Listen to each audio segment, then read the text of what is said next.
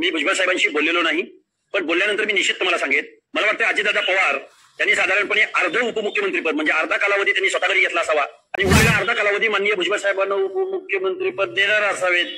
त्यामुळे मी त्यांच्याकडून आशावादी आहे. त्यामुळे अजितदादा मनानं खूप मोठे आहेत.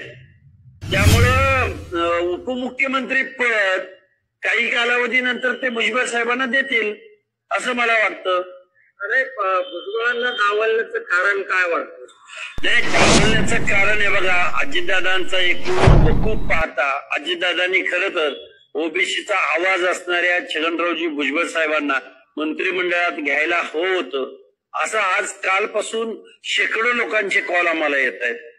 परंतु अजितदादा पवार यांना रोहितदादा पवार यांना पुतण्याला किंवा सांगलीच्या जयंत पाटलांना मंत्रिमंडळात घ्यायचं असावं म्हणून त्यांनी भुजबळ साहेबांना मंत्रिमंडळातून डावललंय असं मला वाटतंय.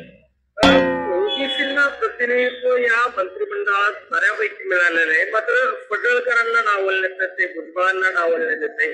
कुठेतरी ओबीसींवर अन्याय होत असं वाटतं. हे बघा, या मंत्रिमंडळामध्ये ओबीसीचे चेहरे अनेक आलेले आहेत, पण ओबीसीच्या प्रश्नावर ठाम भूमिका घेणारे किती?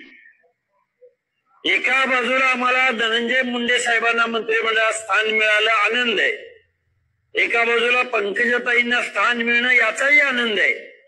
पण दुसऱ्या बाजूला पडळकर आणि भुजबळ ज्यांनी ओबीसीच्या प्रश्नावर ओबीसींचा आवाज बनण्याचा प्रयत्न केला, त्या माणसांना का डावललं या प्रश्नाचं उत्तर मात्र या मंत्रिमंडळाकडून या टीमच्या कॅप्टनकडून आम्हाला मिळणं अपेक्षित आहे.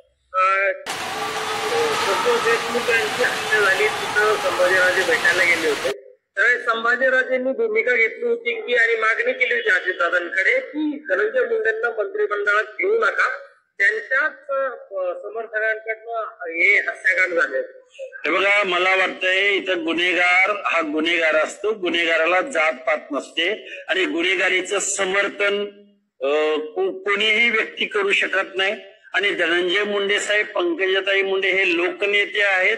जनतेच्या प्रश्नावर, जनतेच्या मतावर ते निवडून आलेले आहेत आणि कुठेतरी काही गुन्हा घडला म्हणून त्या गुन्ह्याची शिक्षा या लोकांना द्यावी असा जर नियम लावायचा म्हटलं तर महाराष्ट्रातल्या किती मंत्र्यांना आणि किती आमदारांना हा निकष लागू पडतो, नियम लागू पडतो.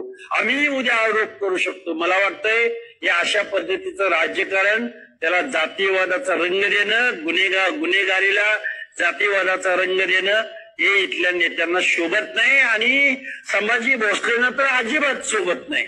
आता संभाजी भोसले पॅनल टाकतील कुठल्या कुठल्या गावामध्ये जाऊन निवडणुकीचा. ज्या पद्धतीने ओबीसींच्या आंदोलनासाठी तुम्ही आग्रही होतात, ओबीसीचं आरक्षण वाचवण्यासाठी आग्रही होतात, आता आणि भाजपच्या पाठीमागं, महायुतीच्या पाठीमागं ओबीसी ठामपणे उभं राहायला तुम्ही म्हणताय. आता यापुढे मनोज जरांगे पाटील यांनी देखील उपोषणाची भूमिका घेतलेली, 5 तारखेचं अल्टिमेटम दिलेलं आहे. तुमची भूमिका काय असते? या महाराष्ट्राच्या मुख्यमंत्र्यावरती आमचा प्रचंड विश्वास.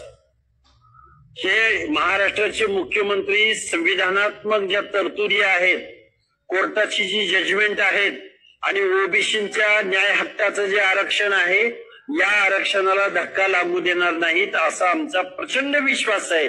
पण या विश्वासाला तडा जातोय असं जर वाटलं तर जरांगेंच्या आंदोलनाच्या 4 पट आंदोलन या महाराष्ट्रामध्ये आमचं उभं राहील.